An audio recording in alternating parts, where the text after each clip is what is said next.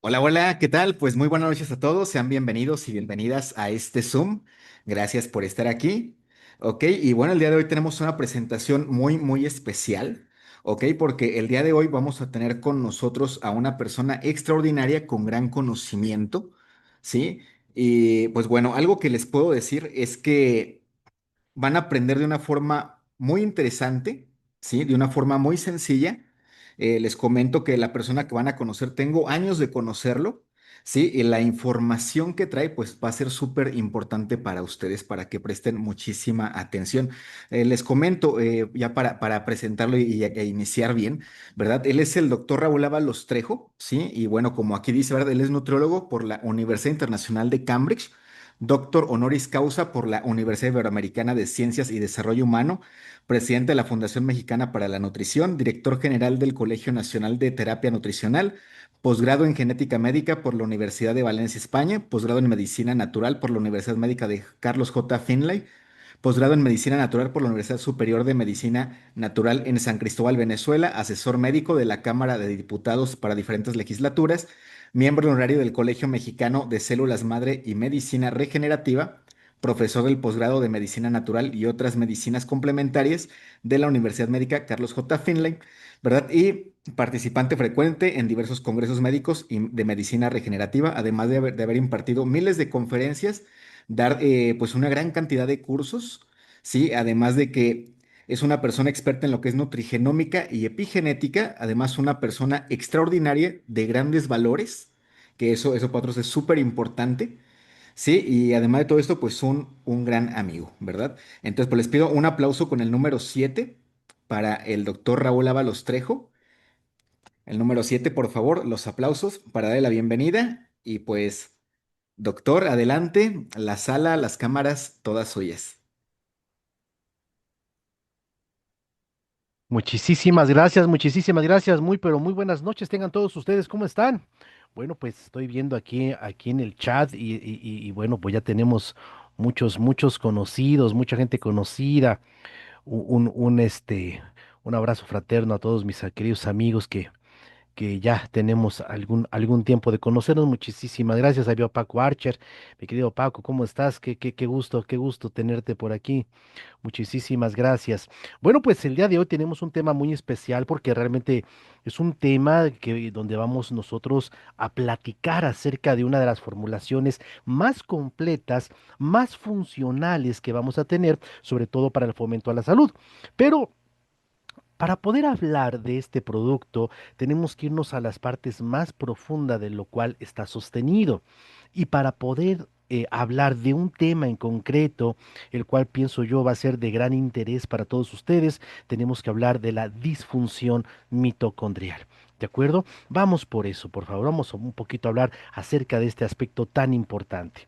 Como ustedes saben, realmente las enfermedades crónico-degenerativas, que son realmente la parte más crítica y por supuesto los que generan la mayor tasa de mortalidad en el mundo en general, ¿verdad? Superando por mucho a las infecciosas, que de alguna manera nosotros pensábamos que teníamos bien controlado, pero bueno, esta última pandemia nos dio un revés para quitarnos un tanto a la soberbia, pero con todo y todo. Realmente la gran pandemia que existe y que fue verdaderamente el aspecto central, ¿verdad? Y el subyacente en este problema viral fue sin lugar a duda la enfermedad metabólica, que son enfermedades complejas. ¿Qué es una enfermedad compleja? Bueno, una enfermedad compleja son aquellas enfermedades que están causadas por diferentes elementos, o sea, son multifactoriales, o sea, quiere decir que influyen tanto aspectos medioambientales como aspectos tan importantes de nuestra genética. Eso es una enfermedad compleja, ¿de acuerdo? A mí esta diapositiva que acabo de poner me encanta porque nos simplifica cómo verdaderamente una enfermedad puede volverse más compleja conforme se va acercando al centro. Porque claro, tenemos enfermedades que son únicamente dependientes de genes. por ejemplo, las llamadas enfermedades monogénicas, ¿no? Tenemos, por ejemplo, la hemofilia, por ejemplo, ¿verdad? Alteraciones del factor PKU, ¿verdad? Pero conforme esto se va acercando hacia el centro, el ambiente empieza a generar cierto aspecto importante. Por ejemplo, pues ahí tenemos, es cierto, ¿verdad? Las mutaciones que se generan a nivel de las aromatasas, que son dependientes para la generación o la progresión, iniciación de un cáncer de mama, pues dependen de un gen o de algunos genes que son los BRCA, BRCA1, BRCA2 principalmente. Pero lógicamente, por sí solos no se activan, necesitan del estímulo medioambiental para que esto suceda. Es el caso, por ejemplo, de sustancias como acrilamidas, ¿verdad? Esas sustancias que se producen cuando cocinamos o quemamos un poquito los carbohidratos, ¿no? Eso que nos gusta bien doradito del pan, bueno, pues sabemos que tiene gran injerencia sobre todo esto. O bien también tenemos enfermedades o aspectos que son exclusivos y dependientes del medio ambiente. Por ejemplo, pues un accidente de tráfico, ahí no tuvo nada que ver la genética, las heridas con un arma. Sin embargo, otra vez, cuando esto se empieza a acercar, por ejemplo, nosotros sabemos que una de las cosas más asociadas, ¿verdad?, al cáncer de pulmón, por ejemplo, es el consumo de tabaco. Sí, es verdad. El consumo del tabaco, el uso del tabaco, los benzopirenos y otras moléculas que se desprenden a partir de la semicombustión de la materia orgánica, bueno, pues es muy importante para ese desarrollo, pero tiene que haber un factor que son los llamados genes RAS, ¿verdad? Entonces vamos a ver que sí, una enfermedad se vuelve compleja porque desafortunadamente tiene, sí, una base genética, pero también características muy importantes del aspecto medioambiental. Y vamos a ver que realmente es cierto, realmente la genética va a jugar un papel determinante en múltiples enfermedades. El grueso de las enfermedades crónico-degenerativas son enfermedades poligénicas. Imaginémonos que, por ejemplo, la enfermedad cardiovascular pues tiene 5.000 genes involucrados, el asma 3.000 genes, la mala memoria 140, y bueno, pues nosotros tenemos 3.000 millones de unidades de bases, ¿verdad? De nucleótidos en nuestro ADN que componen aproximadamente 22.000 genes, pues tenemos verdaderamente un aspecto sumamente complejo. ¿Por qué? Porque realmente a lo largo de nuestra vida, pues vamos a estar sometidos precisamente a la influencia del medio ambiente, a influencias tan importantes que generan lo que llamamos enfermedad crónica, porque es multifactorial, donde factores como la alimentación, como el estilo de vida, como el medio ambiente, incluyendo inclusive las emociones y otros aspectos que pueden ser interesantes, ¿verdad? Discutir en algún otro momento pues juegan un papel muy importante. Y esto es lo que nos dimos cuenta nosotros allá en el año 2000 cuando se publican los primeros trabajos, ¿verdad? Porque pues aunque se decía que ya estaba secuenciado todo el ADN humano en el proyecto Genoma Humano, un proyecto tan importante que duró casi más de 20 años y que lógicamente tenía el compromiso de publicarse todos estos estudios en el año 2000, bueno, pues realmente nada más estábamos viendo la punta del iceberg. ¿Por qué? Porque es cierto, o sea, nos dimos cuenta cómo había muchos aspectos que podían alterar la secuenciación de nuestros genes, provocando ciertas mutaciones que podían dar como característica el desarrollo de múltiples enfermedades, como es el caso de lo que acabamos nosotros de analizar. Sin embargo, nos empezamos a dar cuenta de cosas muy interesantes. Por ejemplo, bien, para que un gen eh, se exprese, pues tiene que tener una buena codificación. Va a haber una cosa que llamamos región codificante, y en esta región codificante, como ustedes pueden ver, los genes tienen que estar, pues, nosotros llamamos amplificados, o sea, tiene que haber muchas copias del mismo gen para que esto se pueda amplificar. Sin embargo, nos dimos cuenta en este proyecto Genoma Humano que muchas personas, casi todas, tenían expresiones genéticas aún cuando sus genes no cumplían esta característica. ¿Qué quería decir? Que con pocas repeticiones, ¿sí? Poco amplificado un gen se podía expresar. Y la pregunta, ¿cómo era posible? ¿Cómo era posible esto precisamente? ¿Verdad? A esto fue lo que fue llamado epigenética. Nos dimos cuenta que realmente había situaciones donde había expresión de genes sin que la secuencia del ADN estuviera alterado, ¿sí? Y que estos cambios podían ser heredables inclusive, ¿de acuerdo? Pero ¿a qué se debía todo esto? Ah, bueno, pues se debía principalmente a que había ciertas proteínas que se pegaban en la región codificante, ¿sí? Proteínas que se pegaban en la región codificante y obligaban a que se abriera el sitio de expresión, que se expusiera el material genético a líquido que hay ahí, que se llama cromatina, ¿verdad? Y esto generara un proceso de señalización para traer el RNA mensajero, se carga la información, se hace la transcripción y bueno, pues corre hacia el retículo endoplásmico para hacer proteínas. Esa es la primicia genética. Pero no había por qué hacerlo, ¿verdad? Sin embargo, estas proteínas lo obligaban. En un momento a esto se le consideró, se le llamó marcas epigenéticas, ¿verdad? Estas marcas epigenéticas eran precisamente estas proteínas que no sabíamos de dónde salían.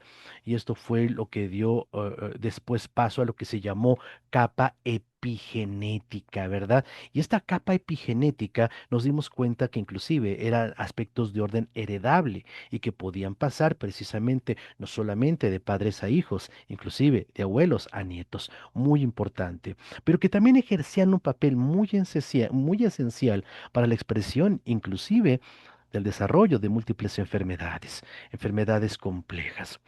A esas necesidad de poder entender cómo se gestaba todo esto nuevo que estábamos viendo en la genética, pues se tuvo que crear un nuevo lenguaje, un nuevo concepto que fueron las llamadas ciencias ómicas. ¿Qué son las ciencias ómicas? Bueno, pues es una distinción que hacemos, ¿verdad?, dentro del lenguaje genético para poder individualizar a las diferentes materias que componen el estudio específico de cierta parte, de cierta región, de cierta función, que cumple un papel sustancial e integral de toda nuestra genética, ¿verdad? A eso se le llamó ciencias ómicas. Entonces, por ejemplo, si nosotros estamos estudiando de una manera muy, muy entrañable, muy profunda, los aspectos de la transcripción de este material genético, bueno, pues esa materia le llamamos transcriptoma. Por ejemplo, si estamos hablando, por ejemplo, de la síntesis proteica, pues hablamos del proteoma, por ejemplo, ¿no? Si hablamos, por ejemplo, de la formación energética y los metabolitos como sustratos que se requieren para lo mismo, pues a ello le llamamos metaboloma. Y así se generó lo que llamamos ciencias ómicas, estas ciencias que tienen un gran impacto a través de lo que es el medio ambiente. Porque la pregunta era, ¿qué activa a estos capa epigenética? Bueno, pues esta capa epigenética, estas marcas epigenéticas van a ser dependientes del estímulo del medio ambiente. ¿De acuerdo? Y así es como nace dentro de las ciencias ómicas la nutrigenómica, ¿verdad? Entender cómo el medio ambiente, pero específicamente la alimentación, iba a jugar un papel muy importante. Iba a jugar un papel muy importante de cómo los alimentos, a través de las sustancias y sus componentes, podían generar esta activación de expresión genética. Ahí fue cuando realmente a estas moléculas, pues las empezamos a analizar de una manera mucho más interesante, porque nos dimos cuenta que la nutrición no solamente proveía de elementos o de sustratos indispensables para la vida, sino que también formaba un efecto muy importante en todos los aspectos de las ciencias ómicas. Cada ciencia ómica necesitaba de ciertos componentes y sustratos, ¿verdad?, biológicamente activos de los cuales era dependiente esa función, ¿de acuerdo? Por eso vamos a ver que los alimentos van a generar a través de sus compuestos bioactivos, a través de sus nutrientes, procesos de alteración biológica. Esto puede ser directo o indirectamente, pero va a tener una influencia sobre nuestros genes, ¿verdad? Para expresar de forma fenotípica muchos aspectos donde lógicamente la salud está altamente involucrado. A estas pequeñas proteínas, ¿verdad? Estas marcas epigenéticas, Después ya ha dado un nombre muy específico o les llamamos factores de transcripción. Estos factores de transcripción son indispensables para la función vital porque son parte de lo que llamamos RNA no codificante. Nosotros sabemos que de todo el material genético que tenemos, pues nosotros sabemos que el 3% es estructural, el 10% codifica para proteína y el 87% no sabemos para qué sirve todavía o no sabíamos para qué sirve, ¿verdad? A eso se le llamaba genes basura, pero no porque no sirvieran, sino porque los poníamos a un ladito para que no nos estorbara nuestro estudio porque realmente no sabíamos qué hacía. Hoy sabemos que gran parte de ese material genético, bueno, pues se comporta precisamente como factores de transcripción. ¿Qué son esos factores de transcripción? Pequeñas proteínas que se van a pegar en una región codificante, la obligan a que se exprese y entonces un gen puede activar toda su expresión, ¿verdad? Y eso fue originado precisamente por el medio ambiente, en este caso la alimentación, ¿de acuerdo? Entonces esto es lo que nosotros estudiamos en la genómica nutricional. En la genómica nutricional estudiamos cómo la regulación de estos pequeñas modificaciones, estos polimorfismos, ¿verdad? Pueden controlar la expresión de inclusive de aspectos sumamente interesantes, sumamente benéficos y potencializadores para nuestra función biológica, pero también muchas sustancias pueden ser altamente dañinas, pueden activar ciertos procesos que hoy lo consideramos la base esencial, la base genética de las enfermedades que amenazan la vida. ¿Verdad? Entonces los nutrientes, los alimentos le hablan a nuestros genes, ¿verdad? Depende precisamente de el material de consumo humano que tengamos como alimentación, de lo cual depende el correcto comportamiento o no de nuestra genética. ¿De acuerdo? Eso es sumamente interesante. Nosotros sabemos que realmente de todo nuestro material genético, en el ser humano el 99.9% somos idénticos. Somos idénticos unos de otros, ¿verdad? Pero ese pequeño porcentaje, ese 0.1, ese 0.2%, ¿verdad? Que nos diferencia es lo que permite lo que nosotros llamamos variabilidad genética. ¿Qué quiere decir esto? ¿Verdad? Eso hace que ustedes sean de un color, de un tamaño, su pelo, sus ojos, etcétera, pero también el desarrollo de ciertas enfermedades. Esto se debe precisamente a pequeñas modificaciones en la forma en la que está codificado, en la forma en la que está expresado el lenguaje genético. ¿De acuerdo? Esto le llamamos polimorfismos. Entonces va a haber precisamente ciertos polimorfismos modificando, ¿verdad?, la expresión de las enfermedades. Y esto ha sido la base más importante en los últimos 20 años de estudio de lo que consideramos hoy por hoy las enfermedades que verdaderamente son la base de la verdadera epidemia mundial, que son las enfermedades metabólicas. ¿De acuerdo? Realmente, si habláramos a más profundidad, si pudiéramos profundizar más, ¿verdad? Bueno, ya lo haremos cuando estemos hablando de cursos y todo. Ahorita acabamos de empezar un curso muy interesante. Digo, ojalá pudieran entrar algunos. Vamos en la segunda clase, todavía hay chance, porque es un curso que dura 60 clases, 60 semanas. Pero ahí es donde podemos profundizar más, pero ahí es donde vamos a ver por qué el COVID se vuelve tan característico y tan crítico, ¿verdad? Para esas enfermedades, cuando esas personas que conducían una enfermedad metabólica o estaban cursando por una enfermedad metabólica. ¿Qué es el metabolismo? Cuando nosotros hablamos de metabolismo, ¿a qué nos estamos refiriendo? Porque yo no puedo hablar de una enfermedad metabólica si no primero entiendo lo que es el metabolismo. El metabolismo refiere única y exclusivamente, ¿verdad?, a la facultad que tiene nuestro cuerpo para producir energía, ¿verdad? La única razón de ser del metabolismo es producir energía. Y nosotros entendemos que la energía es vida, vida es energía. ¿Cómo sabemos que una célula está sana, está fuerte, ¿verdad? Está joven? Ah, pues por la cantidad de energía que produce. Efectivamente, cuando una célula se está enfermando, está muriendo, está envejeciendo, pues está produciendo menos energía. Por eso el sistema se vuelve disfuncional. Eso es una enfermedad. falta de una función, deficiencia de una función. Eso es una enfermedad. Y entonces la deficiencia de una función tiene que ver con la falta de energía. Y entonces la falta de energía es lo que conduce a lo que llamamos un proceso de orden metabólico. ¿Me explico? Y si me refiero a una enfermedad metabólica, entonces aquí hay algo muy interesante, que pues todas las enfermedades entonces son metabólicas. Eso es cierto. Toda enfermedad es por falta de energía. Sin embargo, a nivel médico, pues hay enfermedades que reúnen ciertas características para poder entender este concepto, ¿no? Enfermedades como las cardiovasculares, la obesidad, la diabetes, ¿verdad? El síndrome de ovario poliquístico, el propio cáncer, las reumáticas, etcétera. Entonces, son enfermedades que se caracterizan por una deficiencia energética. Y para poder entender esto, empezamos a crear ciertos conceptos que eran muy importantes, ¿no?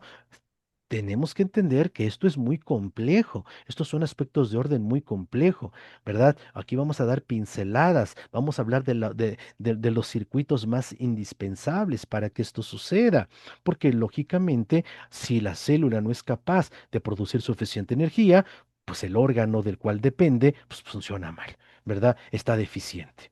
Y así es como se desarrolló un concepto muy importante para poderlo comprender, que les voy a ser franco, nadie entendió. O sea, el médico realmente, aún hoy por hoy, el grueso de los médicos sigue sin entenderlo. ¿Qué es el síndrome metabólico? ¿Qué es el síndrome metabólico? Bueno, el síndrome metabólico propiamente no es una enfermedad. Es una serie de características clínicas que son afines, ¿verdad? Fisiológicamente hablando, a todas las enfermedades que amenazan la vida. A ver, son características clínicas afines a todas las enfermedades que amenazan la vida. Bueno, si así se define, pues entonces, pues tenemos un sesgo muy grande en su interpretación. ¿Por qué? Porque la pregunta más importante es, ok, estas características, ¿qué es lo que están presentando? ¿De dónde vienen? ¿Qué representan? ¿Son efecto a consecuencia de qué? Me explico. Porque desafortunadamente, si verdaderamente se entendiera este concepto, pues entonces iríamos mucho más a las causas más profundas y no solamente a la forma. Me explico, ¿sí? Porque si bien es cierto lo que estoy mencionando, la propia literatura dice, con que la persona tenga dos o tres características de las que estamos mencionando, ya le podemos llamar síndrome metabólico. ¿Y luego qué? O sea, sí, le llamo síndrome metabólico y luego qué. ¿En qué momento estas características me sirven como diana de tratamiento, ¿verdad? Para darle atención a la gente. Porque perdónenme, el cáncer se sigue tratando como cáncer, la artritis como artritis, la diabetes como la diabetes, la hipertensión como hipertensión. ¿En qué momento todas estas enfermedades, ¿verdad? Comprendemos la base central de la cual se originan o de la cual se desprende como consecuencia lo que nosotros estamos evaluando como característica clínica, ¿verdad? El síndrome metabólico, bueno, pues vamos a ver que empieza a gestarse como estudio, pues desde 1920 con Killing allá en la Universidad de Texas, ¿verdad? Allá el doctor Killing se da cuenta que el paciente empieza a tener asociaciones. Por ejemplo, sí, tenía la glucosa alta, pero también la presión arterial alta y el ácido úrico, qué interesante, no se les olvide, ¿verdad? Bueno, pero ya para la década de los 40, ¿verdad? Pues vamos a ver que precisamente se empieza a interpretar de una manera diferente, se aumentan la distribución centrípeta de las grasas, ¿verdad? Entonces ya no solamente era el que sube la glucosa, de que sube la presión arterial, sino que subía el colesterol y los triglicéridos, ¿no? Lo que nosotros llamamos el cuarto, o que lo que se llamó en ese momento, ¿verdad? El cuarteto de la muerte. ¿De acuerdo? Que lógicamente es una cosa terrible como término. Ya para la década de los ochentas, Raven pues ya empieza a incluir términos más importantes como es la resistencia a la insulina, síndrome X, ¿verdad? O síndrome metabólico. O sea, entendemos que hay características que nos están refiriendo que la célula no está operando de manera funcional en la producción energética. ¿De acuerdo? Y entonces se presentan características como que, uno, obesidad androide, que a mí es un término que no me gusta, porque andros quiere decir varón, y no es que haya obesidad exclusiva del varón, es una obesidad donde la acumulación de grasa se hace en el vientre. Entonces le llamamos nosotros obesidad visceral, obesidad central. Digo, el término androide no me gusta particularmente, ¿verdad? Tenemos la resistencia a la insulina, que generalmente se considera un aspecto que no se entiende por qué, ¿verdad? Dislipidemias, o sea, suben las grasas malas, bajan las grasas buenas, hipertensión arterial sistémica, estado hipercoagulable, estado proinflamatorio, y se añade una séptima que es la microalbuminuria, la secretación en orina de proteína, en pequeñas cantidades, pero es muy interesante. Entonces, basta y sobra con que el paciente tenga dos características. Yo no, tiene síndrome metabólico. Y luego, o sea, sí, tiene síndrome metabólico, pero ¿por qué tiene todo eso? O sea, ¿qué está pasando en su célula que el paciente refiere estas características? Esto es lo que nosotros tenemos que entender y comprender, ¿de acuerdo? Por eso les digo, vamos a ser francos, el síndrome metabólico, pues sí, eh, es una prueba más de que la ciencia trata de complicarse las cosas, pero el camino fácil no lo quiere hacer. El síndrome metabólico se descubre con el paciente con diabetes tipo 2. Ese paciente que por lo generalmente expresa su enfermedad después de la tercera década de la vida, por eso le llamamos diabetes de adultos, y nosotros decíamos, ¿verdad?, que era una enfermedad originada porque había menos insulina, ¿verdad? O que esta era de menor calidad. Y es que lo entendemos nosotros. La base fundamental de la energía, pues es la producción del consumo, ¿verdad? De la oxidación de los sustratos que producen esta energía, o sea, del combustible para la célula, que en este caso, ¿verdad? Le vamos a llamar energía. Y el principal combustible o uno de los combustibles más fáciles de metabolizar, pues es la glucosa, ¿verdad? Pero esta glucosa, para que pueda entrar a la célula, tiene que estar activada energéticamente y tiene que ser transportada. Y ese transportador, pues, era la insulina. Entonces, para nosotros, muy importante entender que la glucosa debe de ser introducida hacia el medio interno por una serie de reacciones, ¿verdad? Donde el sodio juega un papel muy importante, los transportadores internos que llamamos GUTs, pues también juegan un papel muy importante, pero a final del día esta era el principio, ¿verdad? Y entonces nosotros dijimos, bueno, ¿y en qué momento hay diabetes? Pues cuando decíamos, bueno, el problema es que la glucosa no está entrando a la célula.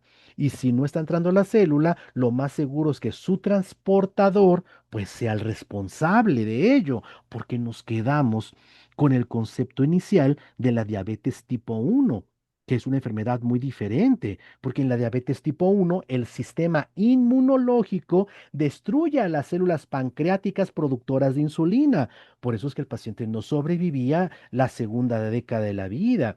Un paciente con diabetes tipo 1 en menos de 20 años se moría porque no había tratamiento. O sea, realmente no fue sino hasta ya entrados en el siglo XX, ¿verdad? Ya por 1930, cuando se puede sintetizar adecuadamente la insulina y este tipo de pacientes pues puede tener una alternativa de vida a través de este reemplazo hormonal muy importante. Pero por siglos la diabetes tipo 1 consumió, ¿verdad? Y mató a muchísima gente. ¿Cuánto la tenías? De quien tuviera diabetes tipo 1, pues sabíamos que iba a morir. No había tratamiento para eso. Entonces quizás esa jetatura, esa maldición se nos quedó a nosotros, ¿no? Donde seguíamos pensando que el problema era la insulina, ¿verdad? Pero ¿qué pasa? Algo muy importante. Hoy por hoy, la diabetes en particular, ya no hablemos de las metabólicas en general, la diabetes en particular, en nuestro país es la principal causa de muerte. En México, ¿verdad? En muchos otros países también, pero en México es la primera causa de muerte, superando a las cardiovasculares. Quiere decir que aproximadamente del 10 al 12% de la población mexicana sufre de diabetes. Esto quiere decir que todos y cada uno de nosotros conocemos a una persona cercana que tiene diabetes o más. ¿Están de acuerdo conmigo? Y entonces aquí surge una cosa muy interesante, sí, de ponerle atención. ¿Por qué yo digo que al paciente con diabetes tipo 2, o sea, el paciente al de adultos, ya no el infantil, ¿sí? Le hace falta insulina? ¿Cuándo le hemos medido insulina al paciente con diabetes? Al paciente con diabetes, por lo general, no le hacemos pruebas de insulina, le hacemos pruebas de glucosa, ¿no? No de insulina. Cuando le empezamos a medir la insulina al paciente con diabetes, nos llevamos una sorpresa, que ese paciente con diabetes tipo 2, no insulino dependiente, tenía tanta insulina como una persona normal o más. Y entonces, ¿cuál es el problema? Ah, el problema no era la falta de insulina. Imagínate que la insulina es como la llave que le permite la entrada a las células de la glucosa para que esa glucosa se combustione, ¿verdad? Se queme, pues que no, a mucha gente no le, muchos puristas no les gusta la palabra quemar, ¿no? Dicen los sustratos se oxidan, no se queman. Ok. Está bien, pero digámoslo fácil para que la gente común y de a pie lo pueda entender, ¿verdad? Así como la gasolina se quema para mover y producir la energía para el coche, algo muy similar. Sí, es un proceso de oxidación, sí, es verdad, químicamente así se llama, pero vamos a hacer lo más sencillo posible esto, ¿de acuerdo? Entonces, ¿por qué cuando le hacemos pruebas al paciente con diabetes tipo 2 no insulino dependiente, pues nos resulta que su insulina es a veces tan normal como cualquier persona sana o inclusive hasta más? Ah, porque yo te dije, imagínate que la insulina es como una llave. Entonces el problema no es la llave, el problema es la chapa, o sea, ese receptor donde entra la insulina. Eso es lo que está dañado. Ya eso es lo que nosotros hoy conocemos como resistencia a la insulina. O sea, el problema no es que no haya insulina, el problema es que no puede entrar a la célula. ¿Me explico? Porque la membrana celular, que es donde está el receptor, está dañado. Entonces, si yo no le he medido insulina al paciente con diabetes, ¿por qué en la actualidad le sigo dando medicamentos que estimulan la producción de insulina? Si yo no estoy convencido que le falta insulina al paciente. O sea, sí, claro, le damos tolbutamida, glibenclamida, ¿verdad? Pero le damos, por ejemplo, análogos a incretinas, al GLP-1, por ejemplo, ¿no? Sí, un medicamento muy nuevo, pero sigue siendo lo mismo. Sigue estimulando el páncreas para que se produzca insulina, cuando ese no es el problema. Es como si nosotros dejáramos la licuadora prendida todo el día. ¿Qué pasa? Pues termina por quemarse. Por eso, paciente con diabetes tipo 2 no insulino dependiente, después de 10, 8 años, pues el medicamento ya no le hace. Claro, porque ahora sí de verdad ya se agotó la reserva funcional de la célula. Ahora sí de verdad las células pancreáticas ya no están produciendo insulina, ¿verdad? Se acabó su reserva funcional. ¿De acuerdo? Entonces vamos a ver que este es uno de los principales problemas que nosotros tenemos, la percepción del aspecto de la salud. Pero vamos por partes, vamos por partes. La parte más crítica en el paciente con diabetes no es que se suba la glucosa. ¿Quién se muere porque la glucosa esté alta? Si usted y yo en este momento nos comemos un buen pastel con un buen chocolate porque es cumpleaños de alguien, júralo que la glucosa se nos va a ir al cielo. Pero ¿quién se muere por eso? No, el paciente con diabetes no se muere por eso. El paciente con diabetes se muere de las complicaciones que la enfermedad genera. Vamos a ver cómo se producen esas complicaciones. Aquí la pregunta más importante es, ¿qué le pasa a toda esta glucosa que no puede entrar a la célula? Por lo que quieras. Porque no hay insulina, es el caso, ¿verdad? O porque hay resistencia a la insulina. Lo cierto que al final del día la glucosa no puede entrar, ¿verdad? La glucosa se queda en el medio externo, ¿verdad? Ahí en la sangre, por eso la medimos y está elevada a una temperatura de 37 grados centígrados. Si tú alguna vez hiciste caramelo, te diste cuenta que para poder hacer caramelo simplemente calentaste el azúcar y listo. Esos gránulos empezaron a unir unos con otros, formando una placa de color cafecita, ¿verdad? Eso lo llamamos cuerpos Amaroli, ¿verdad? Y que se vuelve así como chicloso, duro, pero al mismo tiempo pues medio maleable, ¿verdad? Ese caramelo. Bueno, pues exactamente eso mismo está pasando en nuestro cuerpo. Eso se llama reacción de Maillard, la glicólisis anaerobia no enzimática. Claro que va a pasar por diferentes fases, ¿verdad? Que en otro día estudiaremos, pero ese es el punto. Estas moléculas de glucosa se empiezan a unir unas con otras, formando moléculas gigantes que les llamamos productos de glicolización avanzado. Estos productos de glicolización avanzado tienen ciertas características muy importantes. Son así medias ricas, como es como caramelo, haz de cuenta exactamente como caramelo, hasta del mismo color, ¿de acuerdo? Y este caramelo, pues, tiene una característica, es medio chicloso, ¿verdad? Entonces vamos a ver que es muy afín, se pega a las proteínas, ¿de acuerdo? Y a esto le llamamos proteínas de glicolización avanzada, ¿verdad? Estos productos de glicolización avanzada son los que van y se pegan en la mácula y por eso el paciente tiene retinopatía diabética. Estos productos de glicolización avanzada son los que van y, por ejemplo, se pegan al sistema nervioso y por eso el paciente del sistema nervioso tiene neuropatía diabética. Estos productos de glicolización avanzada son los que se pegan, por ejemplo, en el sistema, en los riñoncitos del paciente y el paciente tiene nefropatía diabética. Estos productos de glicolización avanzada, ¿verdad? Lo primero donde se pegan, lo primero que dañan es el endotelio vascular. Por eso el paciente desarrolla enfermedad cardiovascular. Estos productos de glicolización avanzada se encuentran con la hemoglobina, que es una proteína, y se le pegan. Por eso es que nosotros medimos hemoglobina glicosilada. Que quiero aclarar, la hemoglobina glicosilada es una prueba de oro, sí, pero no mide cantidades de glucosa, mide porcentaje de glicolización, que es otra cosa muy importante. Entonces, eso es realmente el problema más severo. O sea, realmente vamos a entenderlo. Esto es lo que verdaderamente manda al paciente a un desenlace que puede llegar a ser final. Me explico, por esta acción de glicolización de proteínas, donde lógicamente estamos expresando una cantidad muy importante, mucho, muy importante también de estrés oxidativo. Me dicen que casi no se escucha. A ver si me ayudan. Ok, dicen que se escucha bien. No, entonces, compañera, súbale usted a su volumen, por favor. ¿De acuerdo? Entonces, estas son las causas centrales. Pero vamos por partes, vamos por partes. Ya entendemos lo crítico que sucede en el paciente con diabetes. ¿Estás de acuerdo? ¿A que sí? Bueno, ¿qué parecería que ahora te digo que eso mismo que le está pasando al paciente con diabetes nos está pasando a todos, pero en fracciones más pequeñas? ¿Por qué? Porque desafortunadamente la dietética nos manda a que el grueso de las calorías que nosotros consumimos vengan de los azúcares, eso dice la regla, ¿verdad? Hasta un 60%, así de un 50 y hasta un 60% de las calorías totales que nuestro cuerpo ocupa, pues debe de provenir de glucosa.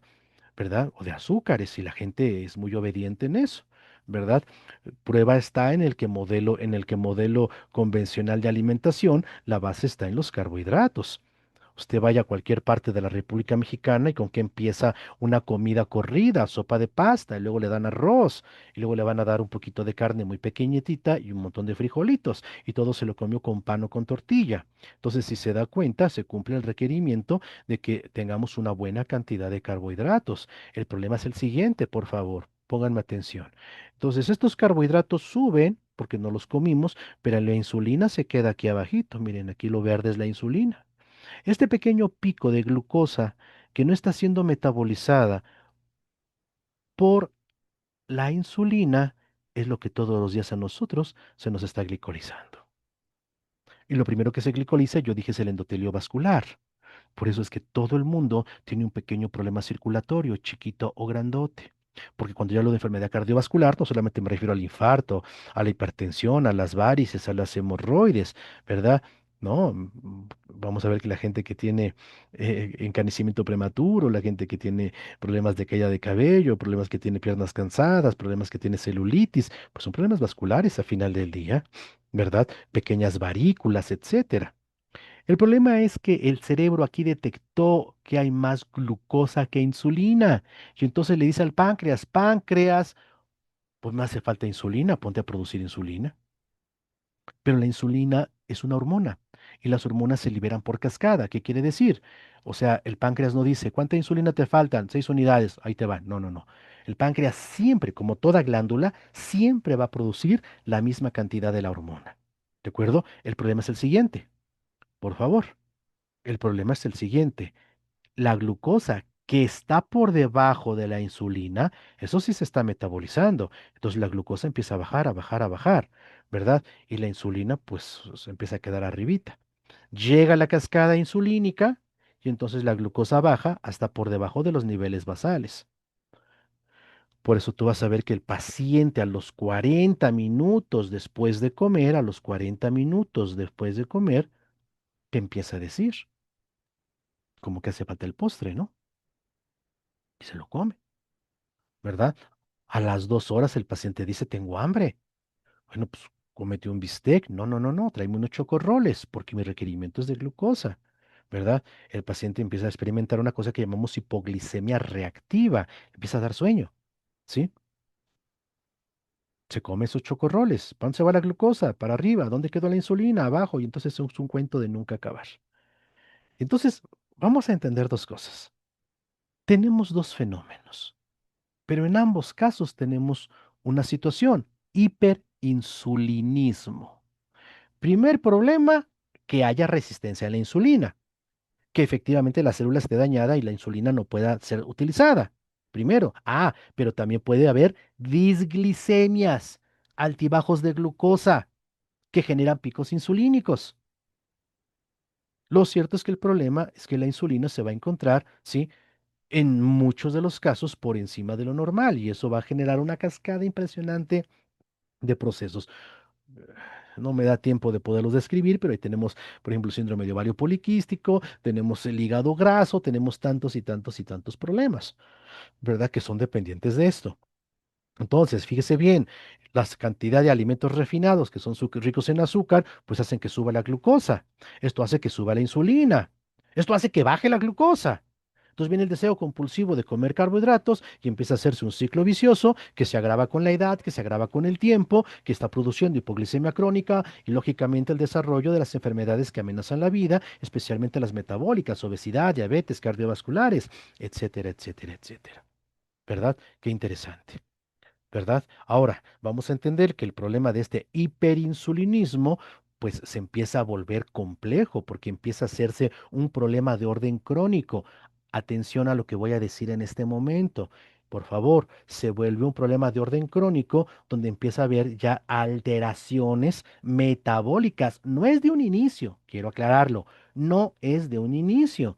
Se tienen que generar procesos de lo que nosotros llamamos maltrato metabólico. Porque es cierto, miren ustedes, la cantidad de grasa que hay en tu cuerpo depende de la cantidad de células grasas. Estas células grasas, ¿verdad? Están por debajo de nuestra piel en forma de ramilletes, se forman durante la infancia a través de la dieta, pero a lo largo de la vida no suelen disminuir. Escúchame bien lo que dije. La cantidad de células grasas que tienes en tu cuerpo siempre van a estar ahí, nunca menos, pero sí más. Por eso la obesidad infantil es un problema terrible. Porque ese niño gordito en 40 años, wow, va a ser el próximo diabético, el próximo hipertenso, el próximo paciente renal. Ahora bien, la cantidad de grasa que se guarda en las células grasas depende de mensajeros biológicos. ¿De acuerdo? Uno de esos mensajeros es el glicerol. El glicerol se detecta por nuestras células junto con la insulina para regular el hambre. Entonces, a ver, vamos entendiéndolo. Más insulina, más glicerol, más grasa se guarda en las células grasas. Pero ojo, no es de un inicio, no es como un switch, ¿verdad? Tiene que haber primero maltrato metabólico. Por eso a muchos nutricionistas hacían dietas de quintos para procurar que la insulina pues no estuviera nunca por encima para que no mandara a guardar grasa. No es así tan directo, no es así tan directo. Eso se llama la teoría insulinocentrista y ya está bien desechada. ¿Por qué? Porque para que esto suceda, primero tiene que haber un proceso de daño crónico y lógicamente otros procesos deben de estar involucrados también. Pero sí es cierto, el hiperinsulinismo, ¿verdad? Cuando se manifiesta de forma crónica y ya hay maltrato metabólico, ya nuestras células tienen cierto daño, pues sí está guardando grasa, también como un mecanismo de defensa y de supervivencia, ¿verdad? Entonces, ¿cuál es el problema? Pues el problema es la dieta occidentalizada que tenemos, porque esta dieta occidentalizada, desafortunadamente, que es muy rica en carbohidratos, en grasas trans, en fibra, pues nos origina todos los problemas que estamos viendo. ¿Me explico? Ahora bien, ya en la década de 2000 empezamos a hablar de algo muy importante. Ya como no se entendió el síndrome metabólico, ya lo dejaron en paz. Hoy se habla de disfunción mitocondrial. Ah, ok. La energía, la mayor cantidad de energía se produce en la mitocondria. Y si la mitocondria está fallando, pues no se produce la energía para que la célula funcione. ¿Y por qué se produce la disfunción mitocondrial? Para mí fue maravilloso estudiarlo. ¿Por qué? Porque mira lo que dice. A nivel celular, la disfunción mitocondrial depende de una reducción del potencial de membrana eléctrico y químico de la membrana mitocondrial, del funcionamiento inadecuado de la cadena de transporte de electrones. Y para mí fue maravilloso entender esto. ¿Por qué? Porque yo ya tenía, por lo menos en ese momento, pues por lo menos más de 20 años estudiando esta parte directamente de la fuente, del maestro Sodi Pallares, del padre de la electrocardiografía. ¿Verdad? Y entonces empieza a ver, entender algo que es muy importante. Cuando hay disfunción mitocondrial, cuando las mitocondrias no pueden trabajar adecuadamente, empieza a haber ciertas alteraciones. Primero, hipoxia celular. No puede entrar oxígeno a la célula. Si no hay oxígeno, ¿cómo combustiona, verdad? El sustrato, la grasa, la glucosa, ¿cómo se oxida? ¿Cómo se convierte en energía? Estrés de retículo endoplásmico, claro, estrés oxidativo. Recuerden que el retículo endoplásmico es donde se forman las proteínas. Inflamación sistémica de bajo grado, o sea, inflamación en todo el cuerpo, eso quiere ser sistémico, pero no lo podemos notar. ¿Verdad? Y depletación de la MPK. ¿Qué es el MPK? Ah, pues el MPK es un factor de transcripción que permite la supervivencia celular a través de la reactivación energética, la reactivación de la energía, pero eso también está depletado.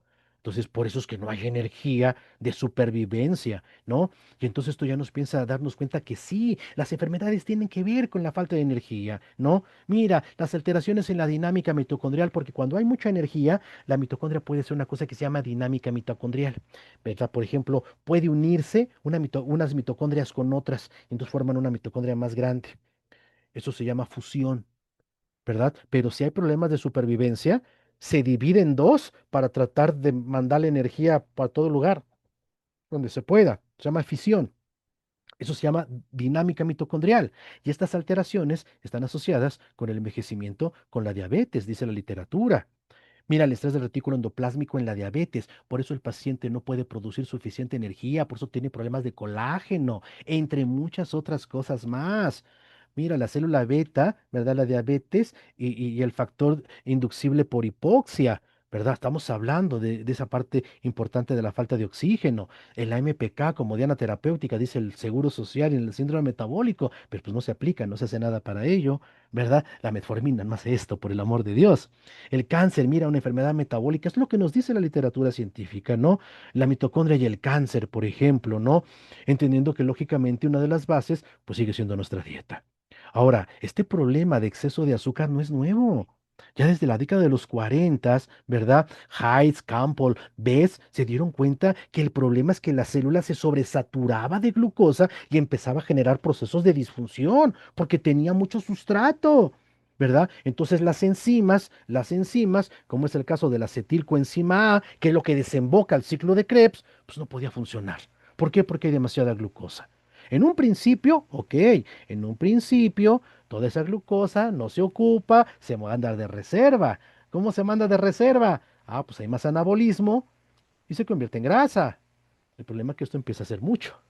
Entonces el problema que tiene esta glucotoxicidad es que genera una cosa que vamos a llamar lipotoxicidad, ¿no? Entonces, entra una excesiva ingesta de glucosa, hay una demanda del páncreas, ¿verdad? Ahí entra la glucosa al medio interno porque la insulina lo está metiendo, pero la acetilcoenzima A, que es lo que desemboca al ciclo de Krebs, ya no puede trabajar porque tiene precisamente una saturación, lo llamamos saturación de la vía oxidativa.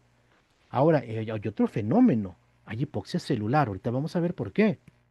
Y entonces, pues, no se puede quemar grasa, no se puede quemar azúcar, el azúcar se tiene que convertir en grasa y empieza a haber lipotoxicidad. Por eso el paciente se le subía el colesterol, por eso el paciente empieza a generar grasa visceral. Pero hay que entender el proceso. ¿Me explico? No nada más decir. Ahora, el problema no es ese. El problema es que esto se está gestando de manera sincronizada y de manera, al mismo tiempo, ¿verdad? Una serie de procesos, porque son interdependientes, ¿sale? Y son simultáneos. Ocurre uno, ocurre otro. Cantidad impresionante de procesos, los cuales van a estar involucrados en muchas alteraciones por la vía metabólica. Pero entonces vamos a ver que esta glucotoxicidad, me voy rápido porque el tiempo me empieza a comer y ya no sé ni cuánto tiempo tengo y me falta mucho por hablar, pues genera lipotoxicidad, daño de membrana celular, ¿no? Y entonces vamos a ver que el problema es ese, que el exceso de grasas que no son adecuadas para nuestra biología, como las grasas trans, pues empiezan a generar alteraciones en la sensibilidad a la insulina, por ejemplo, ¿no? Y todo el mundo pasa por aceite su comida. Empieza a haber alteraciones en la señalización, lo que da como resultado alteraciones, por ejemplo, en el metabolismo de las transaminasas. Por eso cuando hay hígado graso, las transaminasas suben, pero hay alteraciones en el metabolismo de las proteínas, porque para eso sirven las transaminasas. ¿Me explico? ¿Verdad? Ahora, el problema es que la gente no solamente come muchas azúcar, mucha grasa que ha pasado por calor. Es muy rico en sal. Y el problema del sodio es que el problema del sodio altera el potencial eléctrico de la membrana celular. Me voy muy rápido con esto porque me falta mucho, ¿sí? Lo que quiero que sepamos es que cuando se altera este potencial eléctrico, ¿verdad? Cuando empieza a haber más sodio en la dieta, por eso esa gente que a veces dice que hay que tomar más sal, hay que tener cuidado con las cosas, ¿verdad? No es lo mismo tomar agua de mar que tomar agua de sal, o sea, o sal en agua, son cosas muy diferentes, ¿verdad? Pues van a alterar este potencial eléctrico. Alterando este potencial eléctrico, bueno, pues vamos a ver que hay menos energía disponible para las funciones mitocondriales. Esto es lo que mide un electrocardiograma, por Dios. Me explico, por eso es tan importante. Me estoy yendo muy rápido, pero así lo quiero que vean. Y entonces vamos a ver que el problema es que eh, este, entre más sodio consumamos, más potasio se desplaza hacia el medio externo, ¿verdad? El sodio saca el potasio y el potasio debe de mantenerse adentro de la célula, ¿verdad? Porque es indispensable para la formación de energía y de muchas otras cosas. Por ejemplo, mira, el potasio es indispensable porque mantiene una relación con el nitrógeno. Y si no hay nitrógeno, no se forman proteínas. Si el potasio se sale, pues también se sale el nitrógeno. Entonces hay deficiencia en la producción de proteínas. Por eso en la enfermedad metabólica se caracteriza, ¿sí? ¿Por qué? Por la sarcopenia. El paciente se empieza a quedar en los huesitos, ¿verdad? Mira, el potasio también se asocia al glucógeno. O sea, si el potasio se sale, hay menos glucógeno, que es la reserva energética, ¿verdad?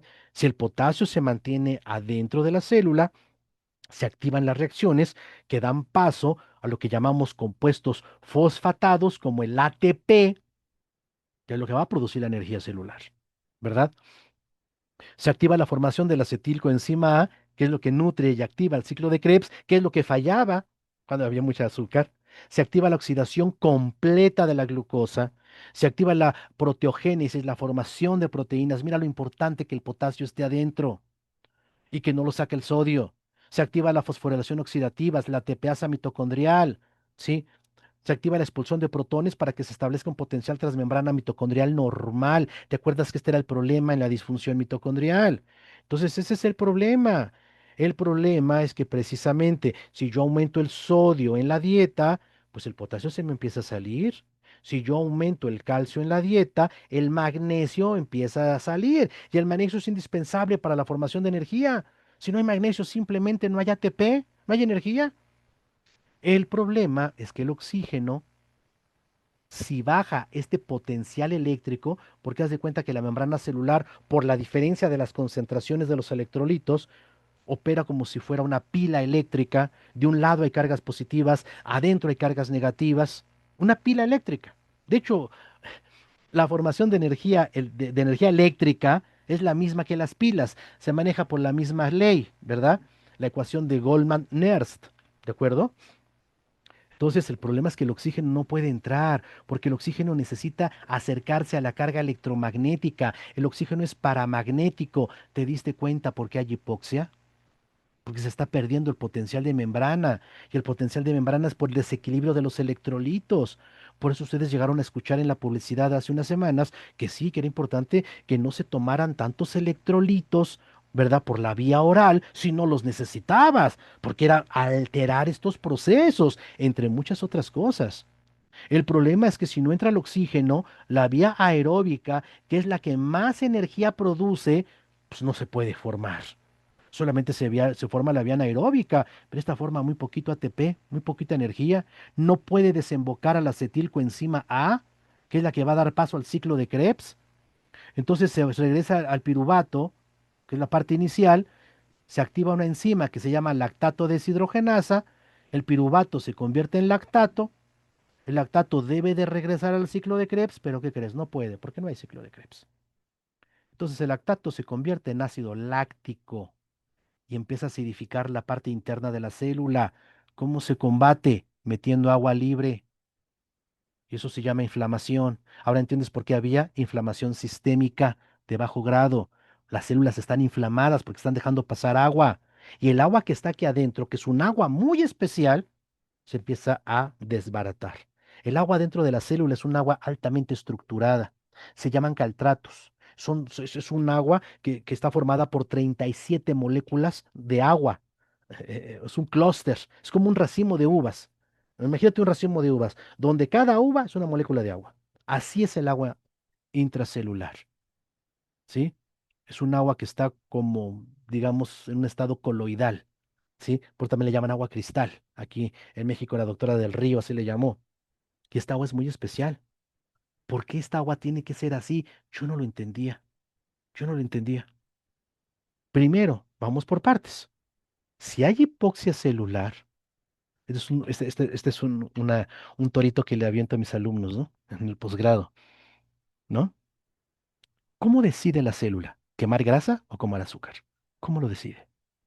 O sea, ¿cómo toma esa decisión?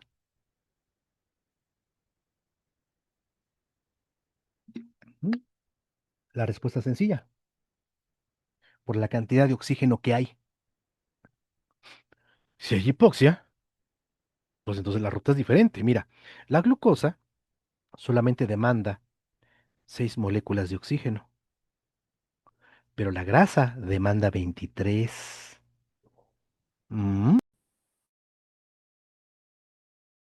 ¿Qué quiere decir esto? Que si hay poco oxígeno, si hay hipoxia, pues no se puede quemar grasa, no se puede oxidar grasa para los puristas. Ah, entonces empieza a haber alteraciones en los lípidos. Por eso sube colesterol, por eso sube triglicéridos, por eso hay grasa abdominal. Ah, ahora sí ya empezamos a entenderlo. Ya entendemos el síndrome metabólico, ahora sí. Pero hay que comprender todo esto. No nada más es decir, con dos características ya le llamo síndrome metabólico. ¿Y dónde lo aplico? Para toda la salud.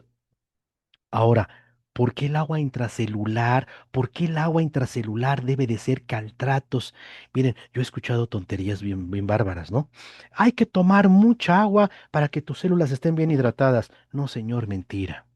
El agua extracelular no debe de entrar en grandes cantidades a la célula. ¿Por qué? Porque si el agua entra en grandes cantidades, el agua reacciona químicamente con el oxígeno que esté entrando, que sea poquito, y forma peróxido de hidrógeno y un anión superóxido.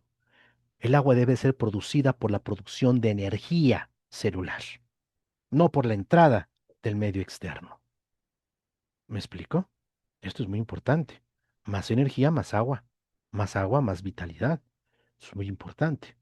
Entonces, nosotros lo que necesitamos es hacer cambios sustanciales. Cambios verdaderamente radicales en los procesos, cambio de alimentación, la actividad física. una psique mucho más saludable. Pero dentro de la alimentación, vamos a ver que en procesos de deterioro, pues la alimentación ya no puede cubrir los requerimientos. Tenemos que echar mano a una suplementación racional, científica y basada en evidencia. ¿Me explico?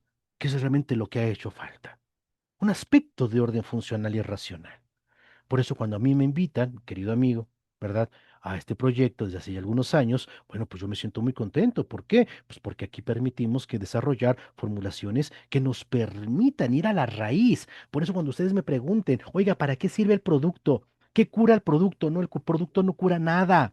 Fomenta la salud, que es diferente. ¿Por qué? Porque nos va a permitir regenerar y generar modificaciones en la disfunción mitocondrial. Y si yo genero modificaciones en la disfunción mitocondrial, permito que la célula tenga más energía. ¿Y con eso qué beneficios? Pues la enfermedad que quieras. La enfermedad que quieras es por falta de energía. Entonces, ¿dónde lo vamos a poder ocupar? En la enfermedad que quieras. Así sean las infecciosas.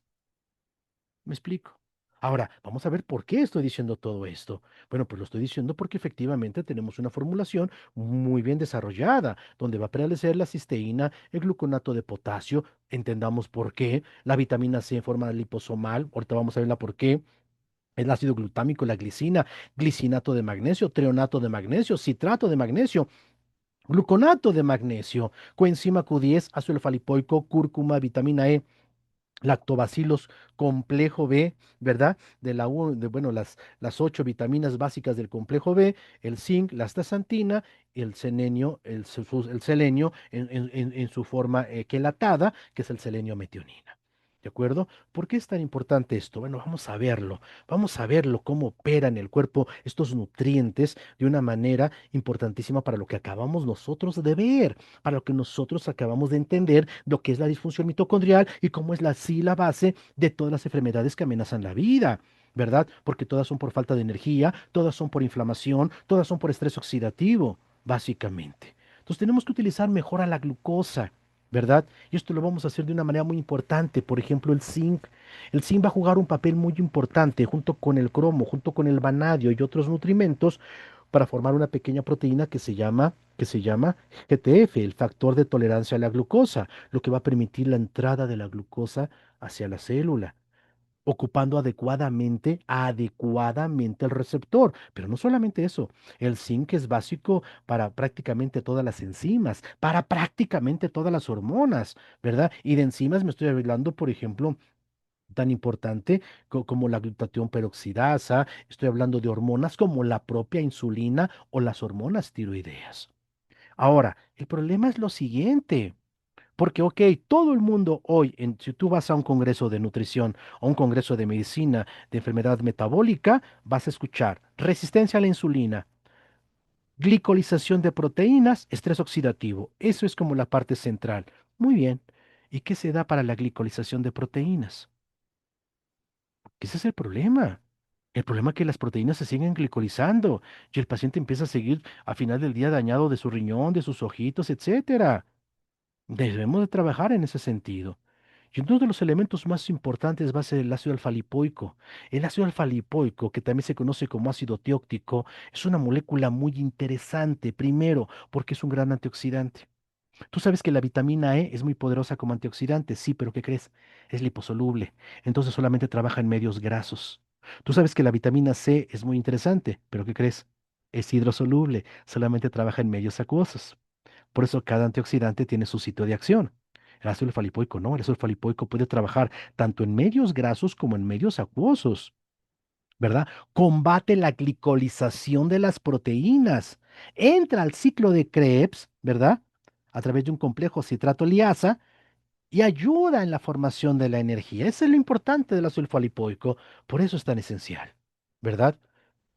Porque va a permitir evitar la glicolización de las proteínas. El ácido alfa-lipoico entra, dijimos, por el citrato liasa, entra al ciclo de Krebs y ayuda a la formación de energía celular. ¿Qué es lo que le está haciendo falta realmente a nuestro cuerpo? ¿verdad? Por eso encontramos suficiente literatura que nos va a hablar de cómo el ácido folipoico combate las neuropatías, por ejemplo, que son las cosas más terribles, pero también la retinopatía, protege al riñón, protege al cerebro. Ahora, el complejo B, es que si no hay complejo, es complejo B, ok, la energía celular es como un coche. Tu auto de combustión interna, que utiliza gasolina, es exactamente lo mismo.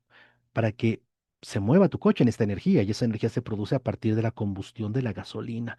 ¿Estás de acuerdo, verdad que sí? Entonces, la gasolina es un combustible, pero necesita un comburente, que es el oxígeno. En la célula, el combustible es la glucosa o la grasa. El comburente sigue siendo el oxígeno, pero en ambos casos se necesita un chispazo, ¿verdad? Algo, una ignición, ¿no? Ese chispazo que tú das, ¿no? Con la llave, esa ignición, bueno, aquí lo va a dar el complejo B, por eso es tan importante, porque el complejo va a actuar en diferentes niveles del proceso dentro de la producción energética, que es muy importante. Por eso interviene en el metabolismo de los carbohidratos, de los lípidos, de las proteínas. Importantísimo, ¿sí? El selenio es el mineral que menos he estudiado en los últimos 20 años, ¿no? ¿Por qué? Porque realmente ha dado muestras de ser algo sumamente interesante. Se demostró que en Estados Unidos, que en los lugares donde el suelo había menos selenio, curiosamente eran los lugares donde había más cáncer. El selenio es uno de los minerales más importantes porque regula la función tiroidea, pero también es uno de los antioxidantes más poderosos que evita en conjunto con el ácido alfa-lipoico, la glicosilación de las proteínas. Activa precisamente la formación de un complejo antioxidante que se llama glutatión peroxidasa. Es fundamental el selenio para eso.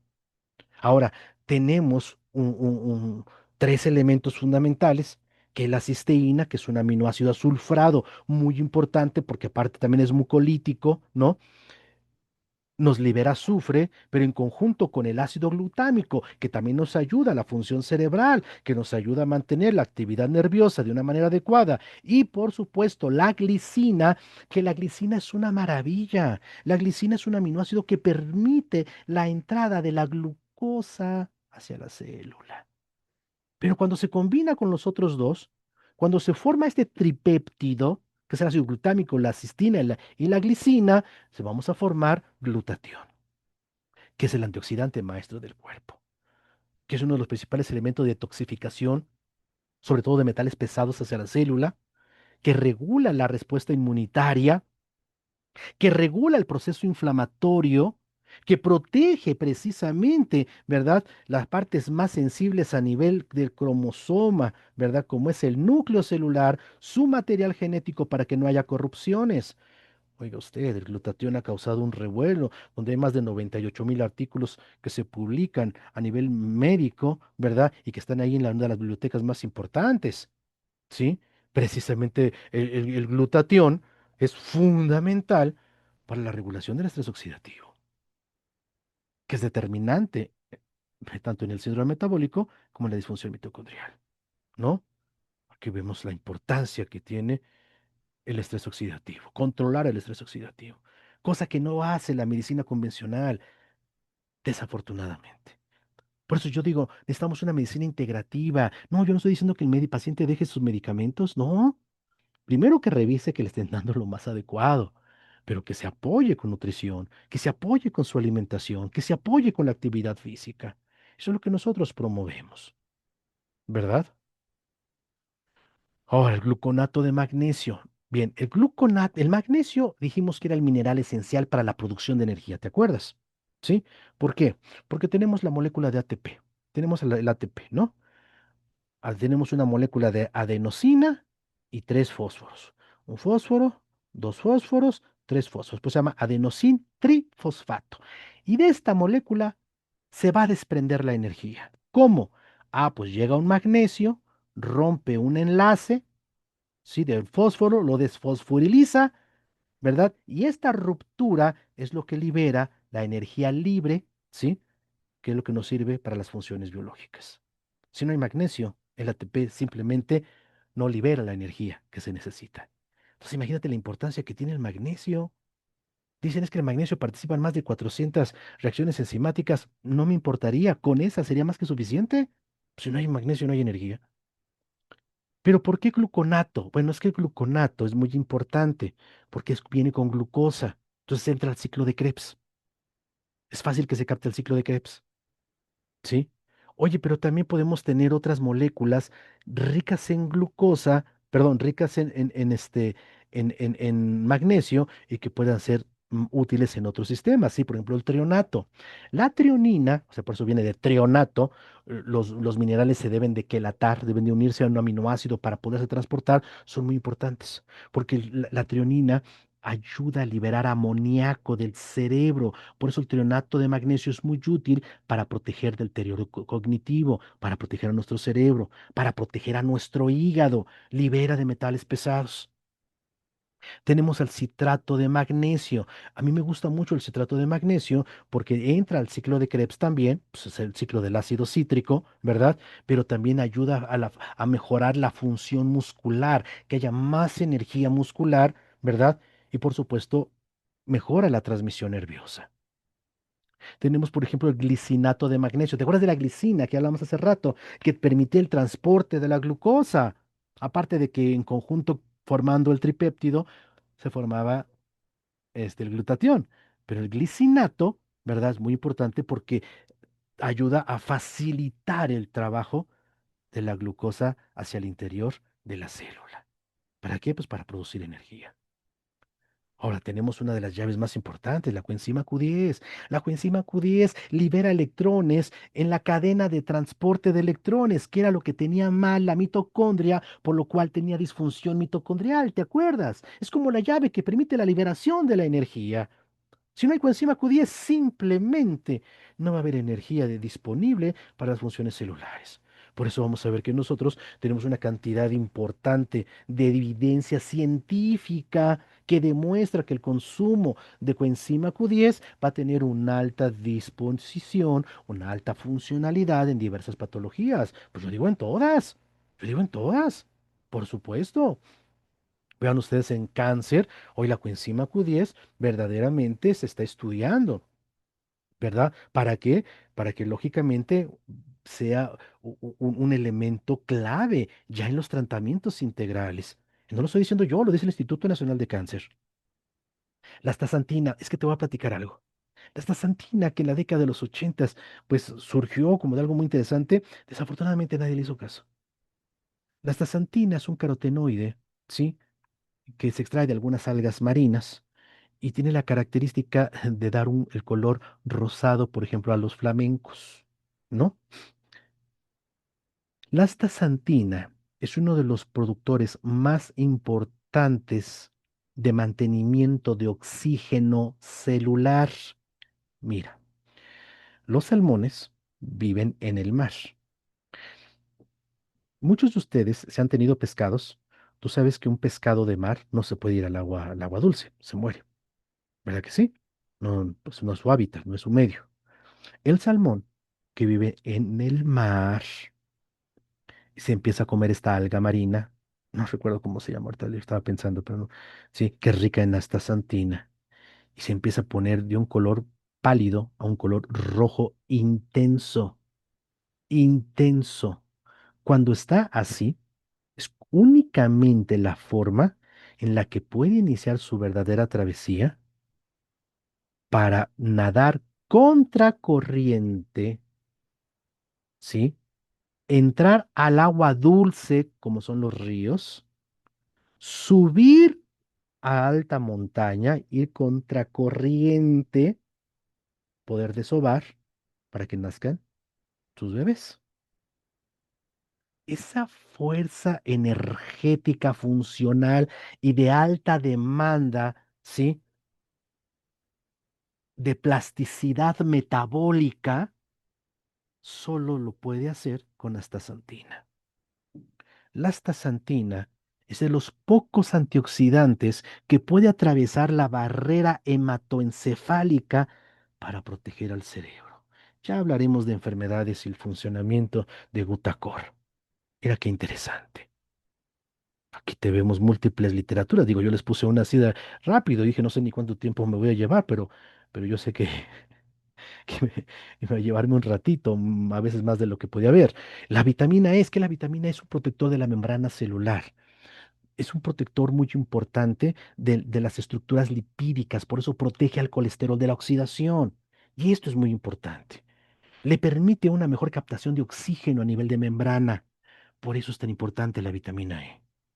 Por eso vamos a ver que la vitamina E se sigue, en la actualidad se sigue estudiando, porque aunque nosotros ya lo ocupábamos de hace más de 20 años, pero no lo creas, a nivel médico, hay gente que tiene dudas.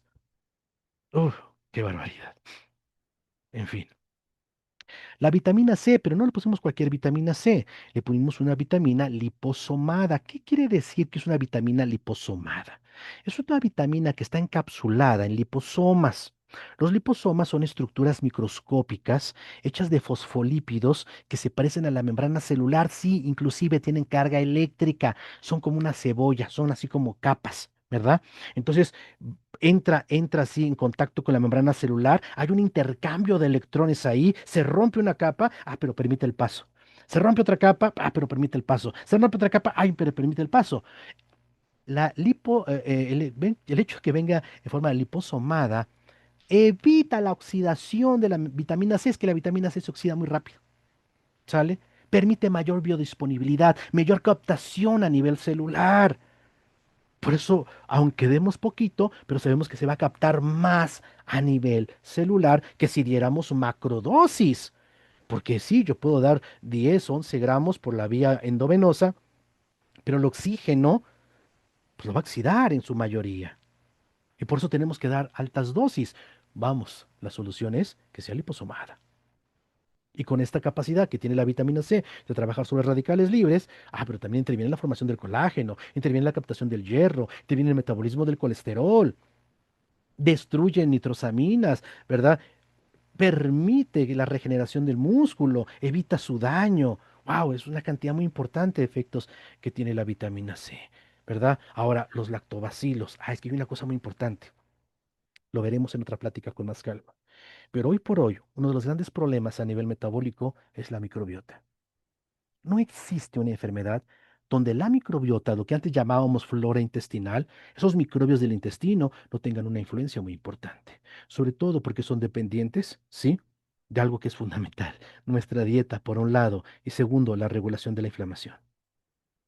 Por eso la microbiota está involucrada prácticamente en todas las enfermedades, todas las enfermedades. Y aquí estoy hablando de estudios muy profundos como un metaanálisis, que son estudios de alta jerarquía, ¿no? Entonces, imaginémonos lo que hoy tenemos como producto. Un producto que va a reunir múltiples de las características necesarias para mantener una sana funcionalidad celular, ¿verdad? Y combatir el problema más importante, que es la disfunción mitocondrial. Entonces, ¿para qué sirve? Pues para la enfermedad que quieras. Toda es por falta de energía. Toda enfermedad es por falta de energía. Toda enfermedad es por inflamación. Toda enfermedad recurre al estrés oxidativo. Y eso es lo que nosotros estamos combatiendo.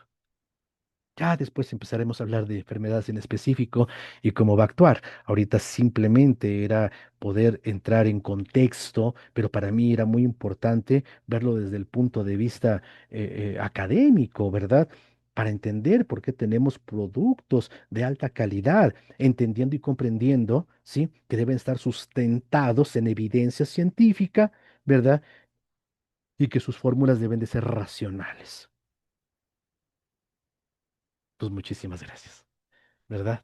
Muchísimas gracias por estar aquí, muchísimas gracias por este espacio, ¿verdad? Mi querido Salvador, muchísimas gracias por invitarnos. Y pues bueno, si hay algunas dudas, con todo gusto, las resolvemos. Adelante, claro que sí. Muchísimas gracias. Muchísimas gracias, doctor. Y primero que nada, pues un aplauso con el número 7. Que de hecho ya lo Muchas empezaron a gracias. poner, ¿verdad? Muchas gracias por tan valiosa información. Y pues como dice el doctor, ¿verdad? Adelante, cualquier duda que tengan, por favor, ahora es momento de exponerla, ¿verdad? Dudas que tengan, adelante. ¿Alguien quiere a través del chat o abrir sus micrófonos? Con todo gusto. Estimado Raúl, Paco Archer saludándote. Querido Paco, ¿cómo estás? Qué gusto escucharte, amigo. Qué Igual, gusto. mira, se fue la luz aquí en donde estoy en Ok. Querétaro, una lluvia tremenda, se nos Oh, fue el internet, dije, no puede ser, y que se nos ocurre poner los datos con mi celular y es como seguimos escuchándote. Mis respetos, mi querido Raúl, de verdad eres un gran maestro, te conozco de años y no sabes qué impresión me he llevado el día de hoy. O sea, una superación que has tenido, pero de una manera además como explica las cosas que te entiende cualquiera. Así es ujú. que te felicito y te doy un reconocimiento por ese liderazgo que tienes y ya estaremos ahora sí que escuchándote, seguir escuchándote y me da mucho gusto. Saludos a la familia y de verdad me has dejado muy emocionado. Tú sabes, soy diabético, me hiciste ahorita despertar una conciencia, mi hermano, como no te imaginas. Paquito, tú sabes que te aprecio muchísimo, te admiramos mucho en casa. Voy a llevar tus saludos a casa porque pues sabes que en casa te aprecian bastante. Yo lo sé. Muchísimas gracias por tus palabras y claro, estamos aquí a tus órdenes. En lo que podamos servirte, estaremos listos para atenderlo. Claro que sí. Muchas gracias. Adelante, Alguien ta- Martín, que levantó la mano. Exactamente. Sí, claro que sí. Pues primero que nada, doctor, mucho gusto y muchas gracias por su participación, muy clara. Como dice el buen amigo, yo también tuve problemas de la diabetes, cosas que realmente se están afinando, pues buenísimo, ¿no? Entonces, pues claro, más gusto me da que dentro del producto, el productazo que tenemos por ahí a la mano nos va a liberar mucha parte de todo esto. Viva glutatión. Pues bueno, seguiremos dando pláticas. Ya nomás me pongo de acuerdo con mi querido amigo.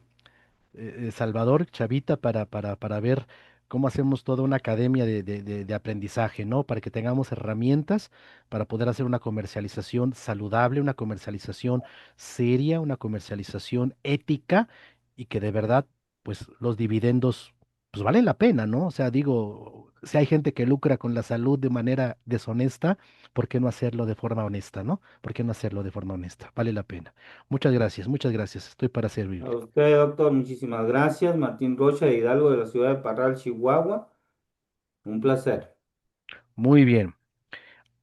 Aquí en el chat dice Romelia, a ver si dije bien, si no, una disculpa. Muy buenas noches. Mi pregunta es, ¿se puede tomar metformina? Sí, claro, se puede tomar metformina con este, con el producto. Sí, claro, por supuesto. Por supuesto, sin ningún problema, sin ningún problema. Me gustaría mucho esa combinación, de hecho. Dolly, adelante. Glutacor, glutacor. ¿Alguien más? Dolly está levantando la mano, pero falta el micro. Ya, Dolly, adelante. Cámara, no sé qué pasa, pero bueno, no tenía el privilegio de conocerlo, doctor. Fue desdoblando la explicación desde manera científica hasta llegar al punto donde los plebeyos podemos entender un poco sobre esta situación. Me agradó muchísimo. Yo soy una persona que me encanta desde niña lo que implica la salud y de poder entender muchas cosas y ayudar a muchas personas. Entre ellas, la primera sería yo.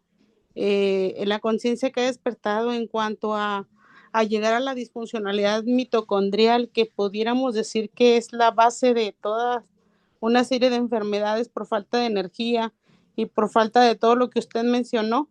Me fue desglosando de tal manera que entiendo, no a grado cabal, porque sería muy ilusorio decirlo, pero sí a un grado mortal y volver a repasar y repasar lo que usted mencionó para poder entenderlo un poco más y poder despertar conciencia en las personas que todos necesitamos hacer cambios, cambios en cuanto primeramente a de alimentación, de implementar en esa dieta el ejercicio como parte básica y bueno, de cuidarnos y ver resultados con este producto que usted al final explica cada uno de los beneficios que tienen los ingredientes de Glutacor y que creo que está corto, está sintetizadísimo, pero muy concreto y claro. Y agradecerle, ¿verdad? Poner sus conocimientos, toda su experiencia y todo su currículum que nos yo creo que quedó corto. No había tenido nunca el privilegio de conocer a una persona con tanto conocimiento y hacer las cosas muy fáciles de entender. Muchas Muchas gracias. gracias. No, muchas gracias a usted por sus palabras. ¿Alguien más? ¿Alguna otra pregunta?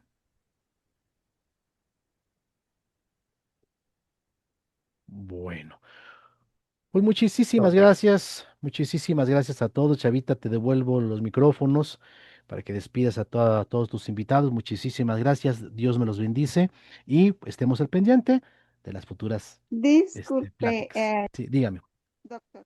Es Sí. que yo lo he estado escuchando también y muy interesante todo lo que dijo y como es un abrir conciencia de lo que hacemos con nuestro cuerpo, ¿verdad? Con nuestra salud. Y de verdad se le agradece tantísimo porque es mucho lo que ah, me abrió mi mente ahora para entender estas cosas que son tan importantes. Yo siempre he sido como muy fanática de cuidar mi salud y siempre he buscado las medicinas naturales, no las sintéticas o de farmacia. Y yo creo por eso sigo viva, Mm, pero una de las cosas que no entendía y usted lo explicó muy bien es cómo manejar nuestra alimentación de una manera más sana y más a nuestro favor. Y eso es bien importante, porque toda la salud se basa también mucho en lo que comemos, en cómo nos alimentamos, porque a veces nada más, sí, nos alimentamos, pero no nos nutrimos en realidad, y eso es lo más importante, es la nutrición. Y una de las cosas es que yo he estado teniendo un poco de problemas con uno de mis riñones y yo no tengo diabetes, no tengo alta presión, no tengo nada mm. de eso, pero estoy teniendo un problema, no serio, pero sí he notado algo en eso y no quiero dejar que eso ¿cómo se dice? Se agrave o se empiece a hacer más fuerte. Entonces me gustaría saber qué es lo que puedo hacer yo al respecto para mantener ese riñón saludable, porque Bien, ahorita está empezando. lógicamente que para darle una respuesta más sensata, más concreta, necesitaría conocer un poquito más de su caso. Me gustaría mucho ver cosas clínicas, por supuesto, ¿verdad? Pero Ujú, apuntalando la pregunta que también ya me hicieron en el chat, ujú, ¿cómo es la mejor forma de tomar el producto? Bueno, yo recomendaría de una y hasta tres cápsulas al día, ¿verdad? En situaciones donde no hay tantos problemas, bueno, pues yo mandaría dos diarias, ¿verdad? Pero ya si hay una situación un poco más severa, yo mandaría hasta tres cápsulas al día con los alimentos, ¿verdad? Sería la forma más óptima de poderlo disponer. Pero va a depender mucho de las características especiales de la persona, ¿verdad? Entonces, si usted gusta ponerse en contacto con su servidor, con todo gusto, ¿verdad? ujú. Yo estoy para servirle con todo gusto, claro que sí. Gracias, gracias, muy amable. Sí, sí, estaré, sí, me pondré en contacto con usted y espero poder tener su teléfono. Yo estoy aquí en El Paso, Texas, y así que Mm. me encantaría que me apoyara con eso. Y le agradezco mucho su tiempo que me está dando. Aquí le dejo mi correo electrónico, hija, Sí, y con todo, o en las redes sociales. A mí me gusta más sí. Facebook. En Facebook Oh, es más fácil para mí, las demás redes como que no me agradan. No soy tan fan de X, no soy fan de otras redes, pues. Facebook para mí sí, es así como que ok. el más interesante. ¿De Sí, acuerdo? sí, el más interesante. Ok, muchísimas gracias y me encantó la conferencia que nos dio. Está muy, muy, muy educativa y muy, muy enseñable. Bien. Muchísimas gracias. Qué bueno que se pudo cumplir ese objetivo. Muchísimas gracias. Sí, sí, sí, sí, sí se cumplió. A usted muy amable. A sus órdenes. Muchas gracias. Gracias. ¿Alguna otra duda, preguntas, comentarios? Muy bien. Bueno, pues mi querido Chavita, muchísimas gracias. Te devuelvo el micrófono. Dios me los bendice. Muchísimas gracias. Y nos veremos muy pronto. Muchísimas gracias. Así Muy ya. buenas noches. Pues muchas gracias, doctor. Muchísimas gracias por tenerla aquí con nosotros. Gracias por compartir. Y como dice el doctor, nos estamos viendo muy pronto, ¿verdad? Ahorita no sé quién quedaría como anfitrión para que cierre la sala, porque a mí se me fue la luz, luego regresó, pero ya estamos aquí de nuevo. Ok, entonces, quien esté como anfitrión, pues para que cierre esa la sala. Muchísimas gracias a todos por su tiempo, ¿verdad? Por estar aquí hasta el final y pues paz y felicidad para todos, que estén muy bien. Muchas gracias, doctor. Dios los Nuevamente, bendice. despidamos con el número 7 con un fuerte aplauso. Gracias, gracias.